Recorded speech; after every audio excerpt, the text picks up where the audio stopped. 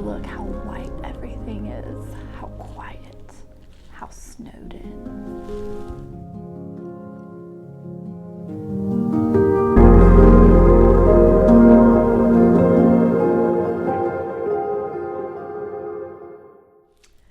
Good morning and welcome to Lost for Words. I'm Sarah Woods, still exploring great women poets, continuing with the incredible Sylvia Plath.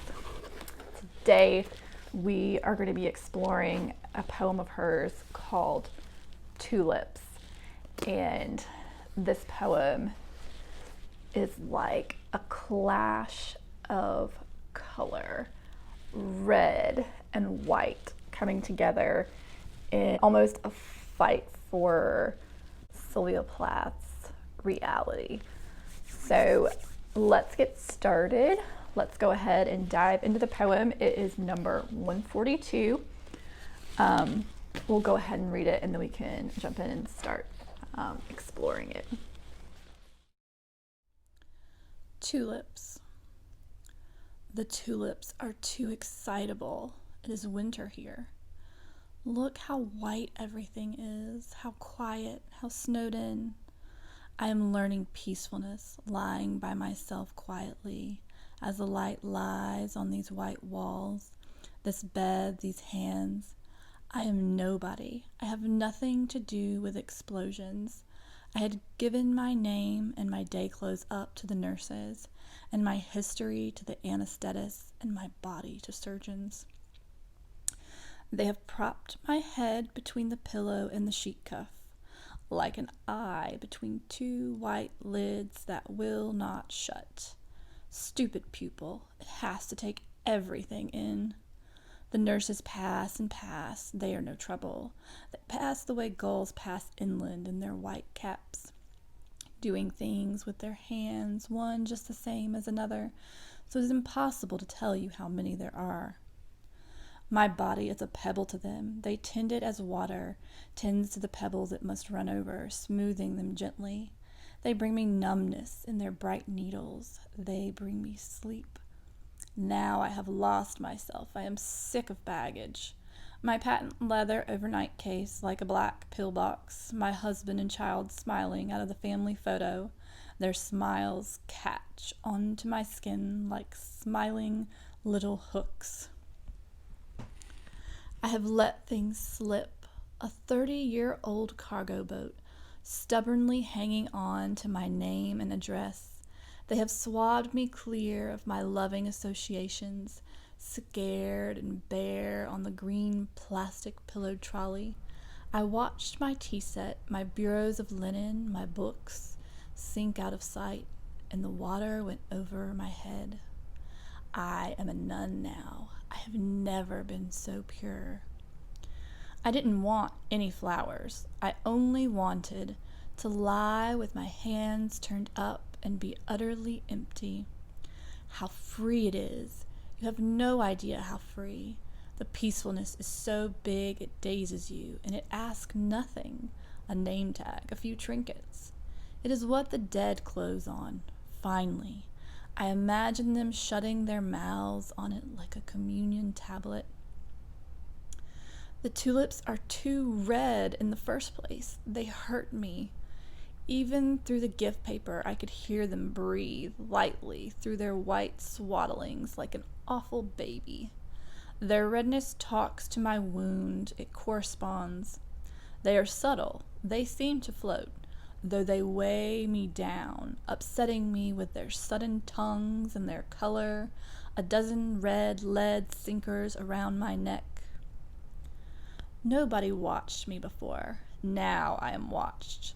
The tulips turn to me in the window behind me, where once a day the light slowly widens and slowly thins, and I see myself, flat, ridiculous, a cut paper shadow, between the eye of the sun and the eyes of the tulips, and I have no face. I have wanted to efface myself. The vivid tulips eat my oxygen. Before they came, the air was calm enough, coming and going, breath by breath, without any fuss. Then the tulips filled it up like a loud noise. Now the air snags and eddies around them the way a river snags and eddies around a sunken, rust-red engine. They concentrate my attention. That was happy, playing and resting without committing itself.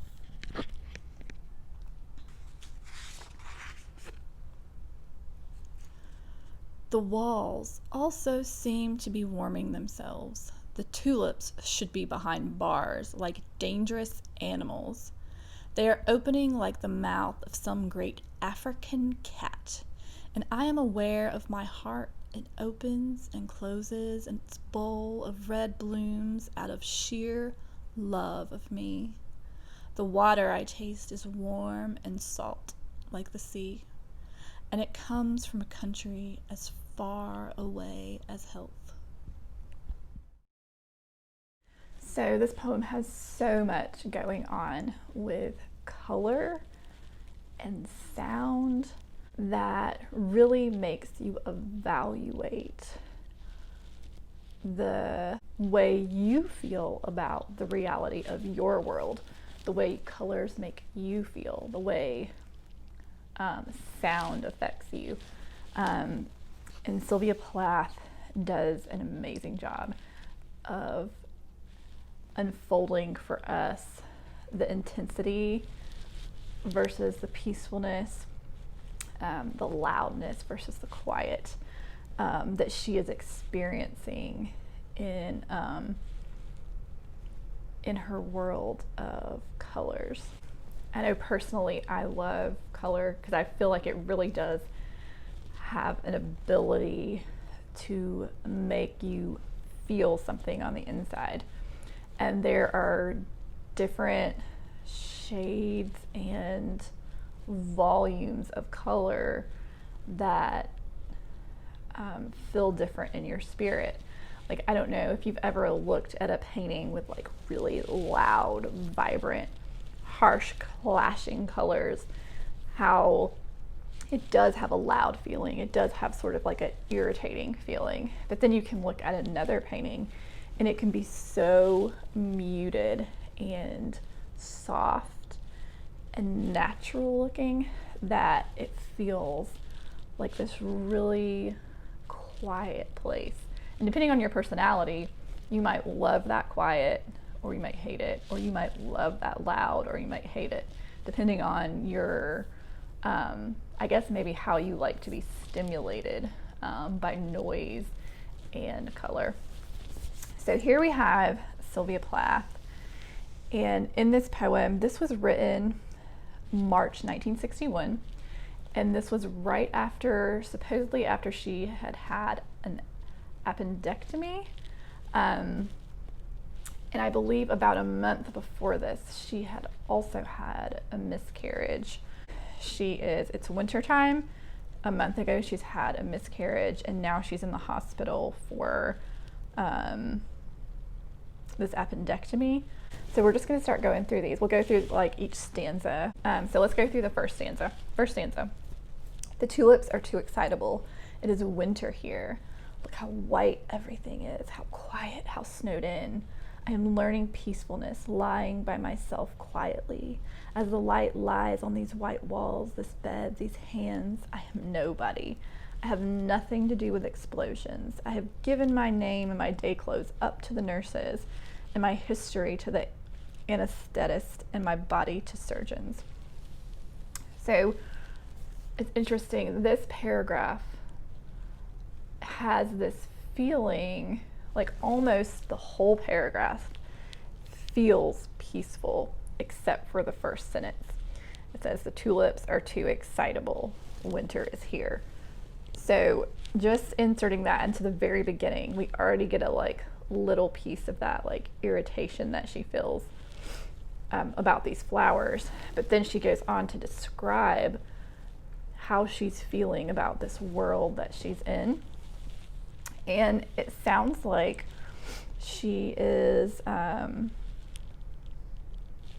describing possibly, it sounds like she's possibly in a hospital room. And the way she describes this moment is so quiet. you imagine winter, and she said, look how white everything, quiet, how snowed in. You imagine everything on the outside is cold, and then Sylvia Plath is inside this space that is calm and quiet and peaceful, and she's alone. Like there's nobody disturbing this peacefulness. And she says that she is nobody. I have nothing to do with explosions. I have given up my name and my day clothes to the nurses, and my history to the anesthetists, and my body to the surgeons. So you just imagine her completely like she's given up her name and her clothes and her history. She says she is nobody. And that sort of makes me think of Emily Dickinson. I think she has a poem. What is it? I am nobody. Are you a nobody too? But that sort of reminds me of her right here. But Sylvia Plath is idealizing this feeling of quiet, calm, nothingness, having given up her name, having given up her clothes, like everything that ties her to reality and the living world where everything is like busy and chaotic and stressful, that is gone, and here she is in this quiet place. It says, we'll go on to stanza number 2. They have propped my head between the pillow and the sheet cuff, like an eye between two white lids that will not shut. Stupid pupil, it has to take everything in. The nurses pass and pass, they are no trouble. They pass the way gulls pass inland in their white caps, doing things with their hands, one just the same as another, so it's impossible to tell how many they are. So now we're starting to move into a little bit of irritation. We had all this peacefulness, and the nurses have come in and they've propped Sylvia up, in between the cuff of the sheet and her bed pillow. So imagine her little head up above these sheets, and she describes her head like an eyeball. She's like an eye between two white lids, the pillow and the sheet, and it won't shut. And so you're starting to get this sense that she's just like this big eye that is like super sensitive to everything that is around her and is just taking everything in. And which this also reminds me of Emily Dickinson. Emily Dickinson has a poem, it's called There's a Funeral in My Brain. And there's a part in the poem where she talks about her whole being an ear, and that feeling of everything being so loud, like all the noises are just like too much for her. And Sylvia, she's saying quite the opposite. She's saying she's an eye, and she is taking in everything through her eye. She feels like one big eye, and you just can feel her sensitivity to everything she is seeing. And she says, stupid pupil, it has to take everything in. So you can feel she's like irritated with herself for having to see everything. But she says, but the nurses, they're no trouble.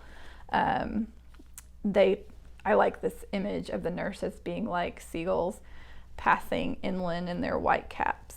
So you can like imagine these nurses just passing by her room again and again, and they all look the same, and they're all doing the same things with their hands, and so she can't tell who they are or how many there are because they all look the same. It's kind of like that with seagulls too. She says, so the nurses pass and pass, they are no trouble. So she's seeing the nurses, but they're not the thing that is irritating her eye. She says, this is stanza number 3. My body is a pebble to them. They tend it as water tends to the pebbles it must run over, smoothing them gently. So she has a very, her experience with these nurses is something very gentle. They come in like just this gentle water washing over a stone. And she describes herself as the pebble. She said, they bring me numbness in their bright needles. They bring me sleep. So I have a feeling that's part of the reason for her that they all look the same. They're not irritating in their colors. And the thing that they come in to bring her is numbness and sleep. So it's just they're aiding and contributing to her peacefulness. And she says, now I have lost myself. I'm sick of baggage. My patent leather overnight case like a black pillbox. My husband and child smiling out of the family photo. Their smiles catch onto my skin like smiling hooks. So we're starting to move into some things that feel like they're kind of the opposite of her experience in the hospital. When she starts to talk about things like her overnight case, her children, her family, their smiles catch onto my skin like little hooks. You start to get the sense that things that have to do with her outside world, with reality, are painful, because smiles, like your family smiles, you would think, oh, that would like warm her heart, or that would make her feel good inside. But it was really just a reminder of, for her, it was like a reminder of reality. And it was like a hook catching her, trying to like pull her back into reality, is what I imagine. And I think that feels, for me, when I'm reading this, it makes me think that this is like a painful experience. All right, stanza number 4. I've let things slip. A 30-year-old cargo boat, stubbornly hanging on to my name and address. They have swabbed me clear of my loving associations, scared and bare on the green plastic pillowed trolley. I watched my tea set, my bureaus of linen, my books sink out of sight, and the water went over my head. I am a nun now. I have never been so pure. I love this stanza because she says, I have let things slip. And then she goes on to describe her, she says, a 30-year-old cargo boat. She's probably around close to 30 years old here. So it's like her life is this cargo boat. And she's like, they have swabbed me clear of my loving associations. I watched my tea set, my bureaus of linen, my books sink out of sight, and the water went over my head. So you imagine, or I imagine, this cargo boat with all of her life slowly like sinking below the water, and everything that attached her to reality, her tea set, her linens, her books, they're all the things that make her who she is are slowly going underneath the water. They sink, and she says the water goes over her head. So then it kind of reattaches us to her, like her and the boat feel like one thing, sort of. And she says, I am a nun now. I've never been so pure. I love that. I don't think I've ever thought about this before. That idea of a nun, like how much they actually give up to be a nun. That they, nuns start to wear certain clothes. They all wear like the same clothes. Like they leave their home. They probably leave their books, their family, their everything. They leave everything behind to go and live like in a monastery, where they live these very simple lives dedicated to God. But it does have that sense that they're giving up everything that ties them to reality, like their associations to the outside world. They give that up. And it's like, I like how she says, I've never been so pure. So you imagine this like purification, this like getting rid of all of the color, and now you're like white. I think that's a really interesting way to think of finding peace.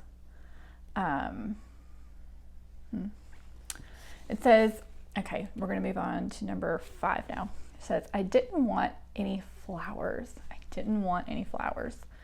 I only wanted to lie with my hands turned up and be utterly empty. How free it is. You have no idea how free. The peacefulness is so big it dazes you, and it asks nothing. A name tag, a few trinkets. It is what the dead close on. Finally, I imagine them shutting their mouths on it like a communion tablet.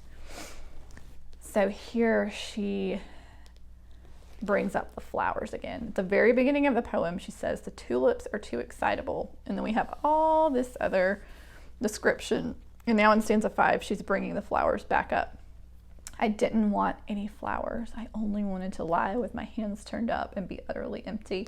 So you start to feel that sense of like these flowers are interrupting her. They're like this irritating thing that is interrupting this like incredible freedom and peace that she is experiencing. She doesn't go into it completely. She has that one phrase, and then the rest is just like the whole paragraph is this idealization of the peace and freedom that she's experiencing. I mean, she really does a good job of describing that feeling of being empty, and how free and peaceful it is. And she compares it to being dead. She says, it is what the dead close on, finally. So here she makes this close association of being empty and peaceful and free to being dead, finally dead. And for her, death doesn't seem like this scary, terrible injustice. For her, it seems like she sees death as this beautiful, peaceful freedom, that it doesn't ask anything of her. So you get this idea that reality is the opposite of this, that reality is not peaceful, that reality is not free, that reality is always asking for something from her.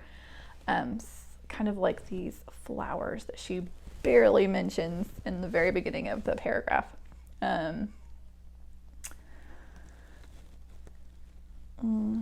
I think that communion tablet, shutting their mouths on it like a communion tablet, it kind of goes back to that image of the nun, and she's making this quiet peacefulness, emptiness, freedom. She's kind of making it a religious experience for us, like something to be admired, something noble. Is how I feel about what she's saying. All right, so now we've had all this peacefulness, and now the tulips are about to interrupt all of that. All right, we're going into stanza number 6. We're going to bring in the red, and it is going to be very irritating to Sylvia Plath. So here we go. The tulips are too red in the first place. The tulips are too red in the first place. They hurt me. Even through the gift paper, I could hear them breathe lightly through their white swaddlings like an awful baby. Their redness talks to my wound. It corresponds. They are subtle. They seem to float, though they weigh me down, upsetting me with their sudden tongues and their color, a dozen red lead sinkers around my neck. It's funny, to me it's interesting that when she talks about, in this world of white that she has going on, when she talks about letting her cargo ship slip and all of her associations sink below the water and she becomes a nun, to me, when she talks about that sinking, it feels like a sinking that she likes. But here, when she talks about these tulips, she says they upset set her with their sudden tongues and their color, a dozen red lead sinkers around her neck. So now when she describes these tulips being too red, she describes them like red sinkers attached to her neck. And you get this idea that they're going to sink her, but that it's a bad thing. So whatever it is about these, the way these tulips weigh her down and sink her, it's a different feeling than the way she was feeling over in the other part of this poem, where it was everything was white and empty and she was letting all her associations slip. It's a different, like, that was a sinking that she was enjoying, and over here this is different. And she, like, I love the way she describes, like, she just says things flat out. The tulips are too red, they hurt me. I always think it's interesting when somebody says something that, like, blunt and simple, they hurt me. Like, you can't take it any other way except that the tulips hurt her. And that's an interesting thing to say about a flower, because if you think about it, we give people flowers because we want to make them feel better. Like, when I give somebody flowers, it's because I want to cheer them up, make them feel happy, to make their world not feel so dull and sad. But here, somebody has given her tulips and they're red and they hurt. And she talks about them being wrapped in gift paper and, like, hearing them breathe lightly through their white swaddlings like an awful baby. So you start to feel like, when you think of a baby swaddled, and this baby, it's like red, and these flowers are red. They're like a little baby swaddled, and they're breathing. Their breathing feels like it's bothering her. And she says an awful baby. She doesn't say like a sweet little baby, a tender little baby, a cooing little baby. She says an awful baby. So you get the sense that this baby is the baby that is like crying and needs her and won't leave her alone, like that kind of that experience with an infant, not the one where you're like cuddling it and holding it and feeling warm and cozy. It's the one where the baby is like laying there, like needing your attention, needing something from you. Their redness talks to my wound. So she's just had this surgery, and like their redness like has some kind of connection to her surgery. She says, "Nobody watched me before. Now I am watched." The tulips turn to me in the window behind me, where once a day the light slowly widens and slowly thins, and I see myself flat, ridiculous, a cut paper shadow between the eye of the sun and the eyes of the tulips, and I have no face. I have wanted to efface myself. The vivid tulips eat my oxygen. This is really, it's very intense. So where she had peace before, like the nurses didn't even bother her. They just were like this gentle water that was coming, rolling over her like she was a pebble, keeping her numb, keeping her asleep. And now she has these tulips that are like an awful baby, and she's got them on one side and the sun through the window on the other. And she feels like she's being watched. And in the middle of the tulips in the window, she sees herself flat and ridiculous, a cut paper shadow. So right here, I start to feel like before, when she was describing herself, it was like she was losing her identity, and it was like this freeing feeling. But in between the window and the tulips, it still feels like nothing almost. A flat, ridiculous cut paper shadow. But it has, for me, that sentence has a feeling of like, I want to say, a different kind of nothingness. it has more self-hatred in it to me. I don't know if you guys see that or not. And so she feels like she's being watched by the sun and the tulips. And she's like, and I have no face. I have wanted to efface myself. So she's laying there being watched, and all she wants to do is get rid of her face. She wants to be nobody, nothing, like lose her identity. The vivid tulips eat my oxygen. So everything that was bringing her peace and everything that was making her feel relief and a sense of happiness, that nothingness that she was experiencing before, that freedom, those tulips are eating up all that oxygen. And you can feel this like competition, like there's not enough room for the both of them. There's not enough room for Sylvia's world and the tulips world. She says before they came in, so now we're in 1, 2, 3, 4, 5, 6, 7, 8. We're in stanza number 8. Before they came, the air was calm enough, coming and going, breath by breath, without any fuss. Then the tulips filled it up like a loud noise.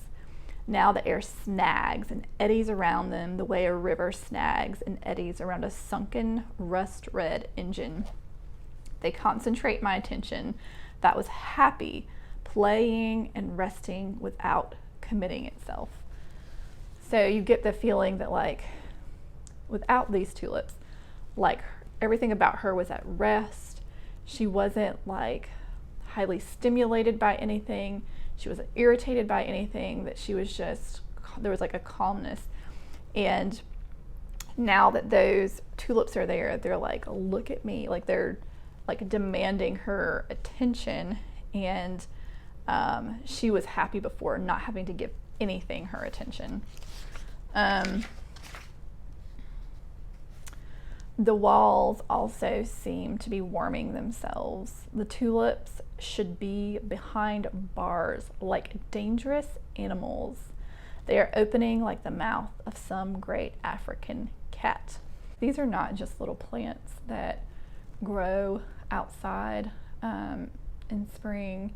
They're not these delicate, sweet little flowers. Like these flowers are dangerous, and what makes them dangerous is that they're completely ruining Sylvia Plath's experience of peace and freedom and calmness. And she said they should be behind bars, like somebody should get these things out of here, away and locked up, because they are like dangerous animals. They're opening like the mouth of some great African cat. So you imagine that as time passes that they're going from closed to open. And then she says, and I am aware of my heart. It opens and closes its bowl of red blooms out of sheer love of me. The water I taste is warm and salt like the sea, and comes from a country far away as health. I love this stanza. I feel like it's a little bit, for me, it's a little bit hard to completely understand it all. But I love the association with the tulips and her heart, the red that's in the tulips and the red that's in her heart. So you get the idea that, okay, there's like this clash of color. On one side, we've got like the white, pure, winter, quiet, free side that's numb, and that it's almost pulling her towards death. And it's that quietness that's in death that she seems to be romanticizing and enjoying. And then over here we have the tulips, which are red and loud, and you start to get the idea that they're connected to reality outside of this little world. They're connected to the hooks that are smiles from her family in the family photos. They're dangerous animals, like they're coming alive, and it connects to the wound that's in her surgery. So to me, that makes me think of the red in those flowers is somehow connected to pain. And then it's also connected to her heart. And you start to get the sense that like her heart has its own mind that's separate from her mind. And in a bowl of red, it blooms out of sheer love of me. So you get this sense that her heart, her red heart, the blood in her heart that opens and blooms just like those red tulips, that it loves Sylvia Plath's life, and it does whatever it can to keep her alive. And that is connected to those tulips. So you get this real strong sense of like tension and conflict between these two worlds. And to me, it's amazing how so one person, they could write about tulips, and they could make tulips the most sensual, beautiful thing that would make life seem amazing. But Sylvia Plath has created them in this poem as this thing that makes life feel loud and like it needs so much from her, and like it's painful, and like it's more than she can bear. Life is irritating and painful and more than she can bear. Like that is the sense that these tulips give to the outside world and reality. But her heart has decided to keep her alive. And it's like that's what those tulips are trying to do, those red tulips. And I think you get this sense that Sylvia Plath wants to let go, and those tulips don't want her to let go. And that is irritating her. It is painful to her. It is loud. It is obnoxious. And it is dangerous to her. Because if those tulips, if her heart, bring her back into reality, it is going to be, for her, a painful, I get the feeling, a painful experience. And then this last line, I really like this last line. I don't exactly completely understand it, but it says, "The water I taste is warm and salt like the sea, and comes from a country far away as health." I cannot find a lot of information on this last sentence. But I read one article where somebody connected the water I taste is warm and salt like the sea. They connected it to her tears, and I really love that. Everything else I was reading did not make that connection, but there was one article that did, and I really like that because the water she tastes is warm and salt like the sea. She didn't say it is the sea. She says like the sea. And I was like, that's a perfect description of tears, because they are warm and they are salty, and it like makes you think of the sea. You have her heart trying to keep her alive. You have the tulips trying to keep her alive. And then Sylvia Plath, in a sense, craving to like sort of let go of everything. And as soon as her heart is fighting to keep her alive, as soon as it's blooming out of love for her life, you have her, I feel like it's, maybe this is a picture of tears coming out of her eyes, of her crying. And the water she tastes is warm and salt like the sea. And this warm salt water, these tears, they come from a country as far away as health. And I'm like, what is this country? Like, what is this country that these salt water tears come from? You know, we've had this picture of Sylvia Plath as a cargo ship letting everything sink below the waters. I'm guessing it's ocean, but her heart is keeping her alive. So death becomes a thing that's as far away as health. So it's like she's stuck in this in-between place of she's not going to get to experience the dying and the peace and the freedom and all that there. But and then on the other hand, she's got health way over here, that she is somewhere in the middle. She's stuck somewhere in the middle is what it makes me think.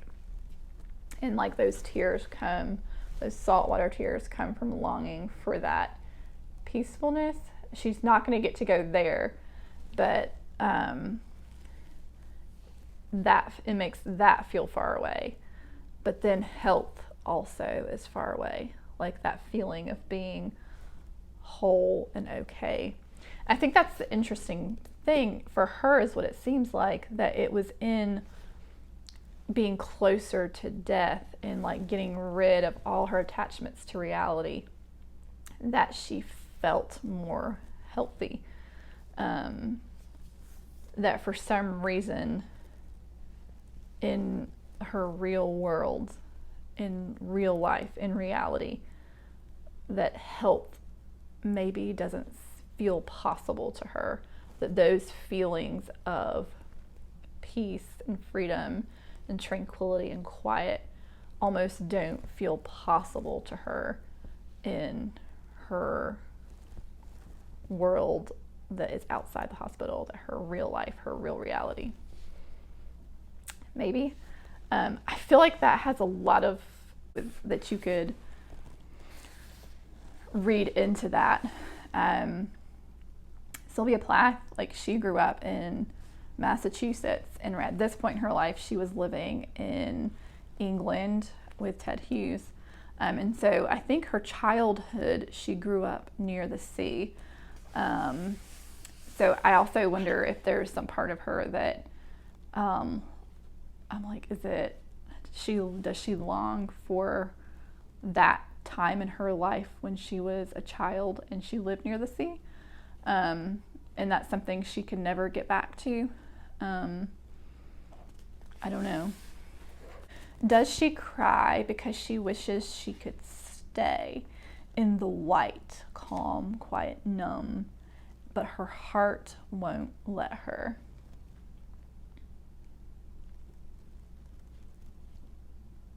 And it also, does it have this feeling that Sylvia Plath is surfacing, that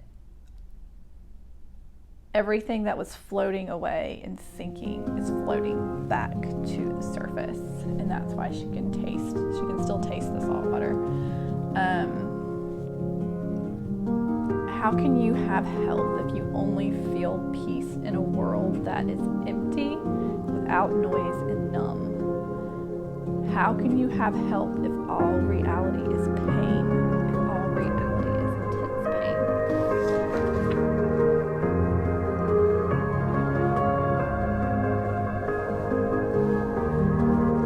Have you ever experienced anything with your senses, whether it be touch, sound, sight, taste, where whatever you were experiencing felt too much, like too loud, too intense? I don't know, be curious. I feel like there's probably lots of people that have experienced lots of weird stuff. So these are some paintings that I did a while back, and they were not inspired by Sylvia Plath, but I thought I was like, these oddly relate, and I didn't mean for them to. So here she is looking at this red popsicle and like thinking about it, like intensely thinking about this red popsicle. And then here she has tasted the red popsicle, and it was too much for her teeth or her mouth, like it was too cold. And these kind of remind me of this poem. This reminds me of Sylvia Plath's sensitivity to red in these poems, or in this poem, that it was that how it grasped her attention and how it was painful. So I thought that was kind of cool. Anyway, I think we're going to stop there. I feel like this could be a really long thing. Okay, so this is my last week of Sylvia Plath, and I have enjoyed it. I have enjoyed getting into Sylvia Plath's poetry so much. I feel like I have fallen in love with her way more than I was when I first came to her poetry. And she has an incredible ability to feel and describe her feelings, which is, I mean, amazing. Like, she's so talented. And there's part of me that like could keep going and just that wants to discover all of her poetry and get more into it, because I know there's like so many more good poems that she has. There's also another part of me that the poems that I've explored so far have been very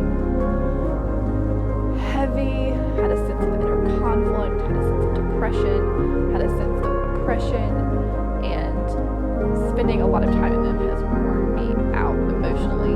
So there's part of me that is like, okay, I'm ready to close this little, I'm ready to close the book. I'm ready to close this chapter for now, and move on to another poetess. And I think we will definitely be coming back to more Sylvia Plath, but for now, I feel like I need to immerse myself in someone new. And so our next poet is going to be Maya Angelou, and I think she is going to be a little bit, I'm hoping a little bit of fresh air for us, and